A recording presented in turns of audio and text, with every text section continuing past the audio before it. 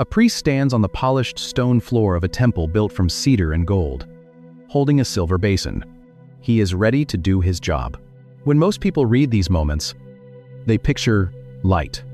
We have been conditioned by centuries of Renaissance paintings, by European stained glass windows, by illustrated Bibles. When he falls, his unholy weight breaks his neck. He has mass, but he has no substance.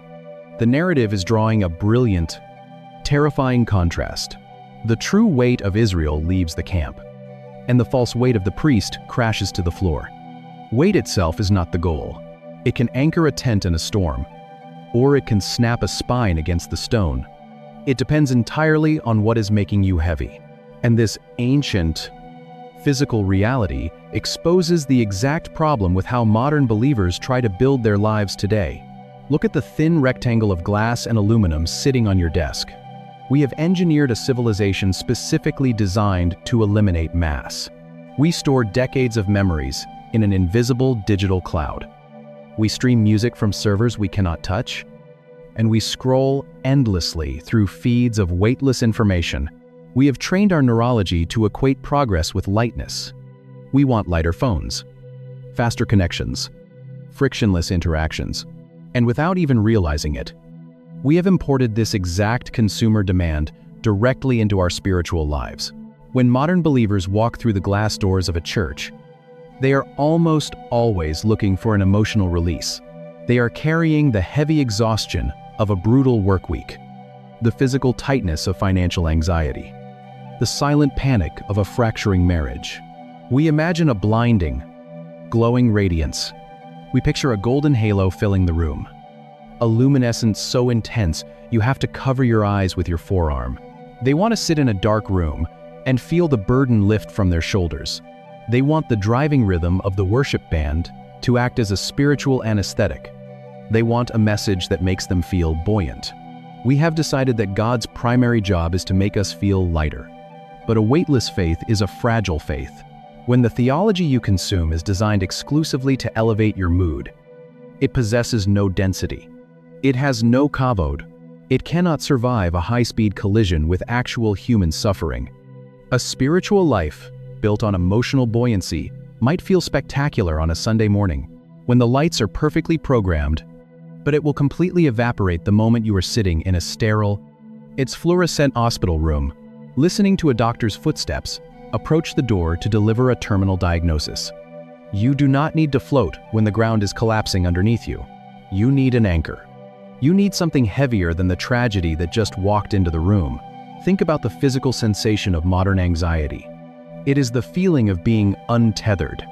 Your chest tightens, your breathing grows shallow, and your mind races through a dozen hypothetical futures that do not actually exist. Anxiety is the psychological equivalent of floating in a void without a handhold. We have equated the presence of the divine with a magnificent, ethereal glow. But if you look closer at the ancient texts, when we bring that untethered panic to God, we do not need Him to pull us higher into the clouds. We need Him to pull us down. We need the sheer gravitational pull of His character to override the spinning chaos in our minds. The modern pursuit of a frictionless spirituality is not a liberation. It is a profound vulnerability. We are starving for Kavod in a culture that sells us spiritual helium. We chase the glow of the Renaissance painters. But a glow is easily blown away by the cold wind of a chaotic world. The ancient Israelites understood a fundamental reality of physics that we have desperately tried to ignore. The only way to survive the brutal, shifting sands of a broken reality is to tether your soul to something possessing infinite, immovable mass. And that realization completely inverts what it actually means to worship. Think about your own life. You walk through the doors of a sanctuary. You find a seat. The room goes dark. The music swells. You close your eyes. What are you actually trying to do? Most of us are trying to escape. You bring the unpaid bills. You bring the argument you had in the driveway. You bring the medical envelope sitting unopened on your kitchen counter. You bring the tight, cold knot of anxiety sitting in the bottom of your stomach. You carry all of it. It feels massive. It feels crushing. It feels like the most substantial reality in the world. So you sing a little louder, at the specific Hebrew word used to describe what drove those priests to the stone floor. You realize the stained glass reading completely misses the reality of the room. You raise your hands. You try to float above the pain. You try to generate enough emotional momentum to break the gravitational pull of your own exhaustion. But look at the ancient paradox. True worship is not an escape from weight. It is an exchange of weight. You do not ask God to make you lighter. You ask God to be heavier than the thing that is currently destroying you. You bring your heavy diagnosis. You bring your heavy grief. You bring the cold stone of your own failure, and you place them on the scale next to the Kavod. Watch the bronze scale tip. The medical report is heavy, but the architect of the human nervous system is heavier. The eviction notice is heavy, but the maker of the tectonic plates is heavier. The betrayal is heavy, but the covenant-keeping God of the desert is heavier. Worship is not a psychological anesthetic. It is a recalibration of mass. When you worship, you are not pretending the storm does not exist. You are driving a massive iron spike into the bedrock. You are acknowledging the ultimate gravity. Your problems do not evaporate. The bill is still on the counter. The hospital bed is still cold. The grief still burns in your throat. But the anchor has finally dropped. The tent is secure. The text does not say the priests could not stand because it was too bright. It says they could not stand because of the glory. The center of gravity has shifted from the fragile chaos in your chest to the immovable throne of heaven. You stop trying to generate your own spiritual helium. You let the weight of God hold you to the ground. But this physical reality of Kavod does not stop in the ancient desert. The crushing cloud in the temple and the rock in the wilderness are only the setup. Because centuries later, a man writing a letter in a Roman province takes this exact ancient Hebrew concept of gravity, translates it into Greek, and uses it to explain the exact purpose of your deepest suffering. A man with a scarred back sits in a dimly lit room in Macedonia. He dips a reed pen into a clay jar of black ink. His hands are calloused from sewing heavy leather tents. His body is a map of trauma. He has been whipped, stoned, shipwrecked, and starved. He is writing a letter to a church in Corinth, a wealthy, sophisticated Roman city, completely obsessed with the Greek concept of glory. The Corinthians love polish. They love sparkling rhetoric. They love leaders who look victorious, wealthy, and physically untouchable. They look at Paul's bruised, battered body. They look at his constant suffering, and they conclude he has no glory. And glory is not a glowing aura. It is a crushing reality. The real question of this scene isn't what they saw. It's this. Paul presses the pen to the rough papyrus. He writes 2 Corinthians chapter 4, verse 17. He writes to people terrified of suffering, and he gives them a paradox that shatters their entire worldview. For this light momentary affliction is preparing for us an eternal weight of glory. Look at the words he forces together on the page. He is writing in Greek. The word he uses for glory is the Greek doxa. In the Greek world, doxa meant reputation. It meant shining appearance. It meant the golden halo. But Paul is a Hebrew of Hebrews. He is a Pharisee, trained in the ancient texts. He knows the Greek doxa is too light. It cannot hold the reality of the God of the desert, so he anchors it. He places a word right in front of it, baros. It is the Greek noun for a crushing physical burden, the baros doxes, the weight of glory. He takes the brilliant, weightless Greek halo and anchors it with the ancient Hebrew kavod. And then he makes a claim that defies all human logic. He looks at his own bleeding back. He looks at his shipwrecks. He looks at his cold prison cells. And he calls them light. He calls them momentary. The pain is not a random accident. It is a forge. Affliction is not the absence of God's presence. It is the instrument producing the gravity. What exactly drops a man to the floor? And the answer changes how you read every divine encounter from Genesis to Revelation. The crushing pressure of the present moment is actually doing something. It is pressing the human soul into something dense enough to survive eternity. The tears are light. The diagnosis is light. The betrayal is light. But the unseen presence being formed in the dark, silent space, underneath the pain, that is heavy. That is eternal. That is Kavod. Paul sees what the Corinthians cannot. They want a glory that makes them look victorious to the watching crowd.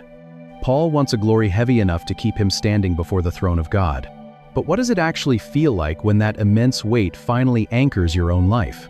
The cloud fills a cedar temple, and the priests collapse under the sheer density of the divine. Moses demands to see the presence, and a hand wedges him into solid rock to survive the shockwave. A dying mother gives birth on a bloody floor, and names her son for the anchor that just lifted. A corrupt priest falls backward at the city gate, and the false weight of his compromise breaks his neck. A Renaissance artist paints a golden halo, and a modern culture learns to chase a fragile glow. This is not just an exercise in ancient linguistics. It diagnoses a disease that most people do not even realize they have. An exhausted believer brings their pain into a sanctuary and discovers the paradox of exchanging weight. A battered apostle writes from a dimly lit room and reveals that the crushing pressure is forging an eternal anchor, not a glow, a gravity. But maybe the part I keep coming back to is the cleft of the rock, the jagged granite cold against a tired leader's spine. Moses did not want a warm feeling. He did not want a spectacular optical illusion. He was leading a desperate, chaotic people into a deadly wasteland, and he needed to know that the God walking with him had enough mass to not blow away in the desert wind. If you are in a season where your life feels entirely untethered, if the anxiety is spinning, if the medical diagnosis feels crushing, if the future feels out of your control, and you are exhausted from trying to keep yourself afloat, stop asking God to make you lighter. Stop trying to generate your own spiritual helium. Let the anchor drop. Place the unbearable mass of your current reality on the bronze scale, and watch the Kavod tip the balance. We are a culture obsessed with feeling lighter. We chase spiritual highs, looking for elevation, looking for the glow, wanting a faith that makes us float. The vine does not ask the branch to carry the weight of the tree. It asks the branch to stay attached to the trunk. And may the God who possesses enough gravity to hold the universe together walk with you through your own wilderness, and press your present affliction into a weight of glory you could never have received any other way. If this reached something deep inside you today, subscribe and leave a comment. Even one word helps. Share this with someone who is carrying a crushing burden right now and needs an anchor. And please pray for us as we keep digging into these ancient texts. Above the anxiety and the struggles of the week, we associate God with a release from pressure. But when you trace this word through the dust, he has memorized the liturgy, washed his hands in cold water, and listened to the massive choir of Levites crash their cymbals and raise their voices of the ancient Near East. You discover a contradiction that subverts everything modern believers think they know about worship. When you ask for God's glory, you are not asking to float. You are asking for gravity. To feel the weight of this truth, you have to start with a man wedged into the crack of a rock, begging to see something that could kill him. Walk into any centuries-old cathedral in Europe, and you will see the exact moment the misunderstanding was permanently etched into our culture. Look up at the soaring frescoes in Rome or the massive stained glass walls in Chartres. Whenever medieval and Renaissance artists needed to depict the presence of God, they reached for the exact same physical elements: gold leaf, yellow pigment, white paint. They painted halos around the heads of the saints. They engineered towering architectural windows to capture the morning sun and fracture it into brilliant beams across the cold stone floors. They equated the presence of God with a change in lighting. The English word we rely on carries this exact historical baggage. Glory comes from the Latin gloria, a term intimately tied to fame, public renown, and outward splendor. When a Roman general returned from a bloody conquest, he was welcomed with gloria. Trumpets blasted, crowds threw flowers, and his victories were paraded through the streets while his armor shined in the sun. The air smells like roasted meat and burning frankincense. And then the atmosphere fundamentally alters. A cloud rolls into the room. It was an aesthetic event. It was about making someone look magnificent to the watching crowd. So when early European translators brought the ancient scriptures into our modern languages, they naturally grafted this concept of visual magnificence onto the God of the Israelites. We inherited a vocabulary that trains us to look for a glow. But you cannot read a Latin concept backward into an ancient Hebrew text. The Greek and Roman minds loved the abstract. They were captivated by the realm of ideas, the ethereal, the untouchable. In their philosophy, the highest forms of reality were weightless and made of pure, unblemished light. But the Hebrew writers of the Bible were not Greek philosophers. They were nomadic shepherds. They lived in a brutal, wind-scoured landscape, where the sun baked the dirt until it cracked. They dealt in wool, in animal blood, in heavy stone and shifting sand. In the ancient Near East, blinding light was often the enemy. What kept you alive was substance. What saved you in a storm was something heavy enough to anchor your tent. For the Hebrew mind, reality was not measured by how bright something was. It was measured by how solid it was. The biblical concept of glory is not an optical illusion. It is a physical density. To strip away the gold leaf and the stained glass, you have to leave Europe entirely. You have to travel back thousands of years before the Latin language even existed. To a rugged mountain, it is not a gentle mist. It is darkness so thick you feel it in your lungs. In the Sinai wilderness, a man has just shattered the stone tablets of the law. A fragile nation is spiraling into chaos at the base of the peak, and a terrified leader makes a demand that forces the creator of the universe to reveal exactly what his presence actually consists of. Moses climbs the mountain. The camp below is ruined. The golden calf is burned to ash. The covenant is completely shattered. Moses is exhausted. He is desperate. He is leading a massive crowd of terrified refugees. They are wandering through an unforgiving wasteland. The people are rebellious. The desert is deadly. God has threatened to withdraw his presence entirely. He has told Moses to go on without him. But Moses refuses. He plants his feet in the dust. He will not move without a guarantee. He needs something solid. So he looks into the dark and makes a dangerous demand. "Show me your glory." God agrees, but he issues a terrifying warning. No human can see it and survive. God hides Moses in a rock.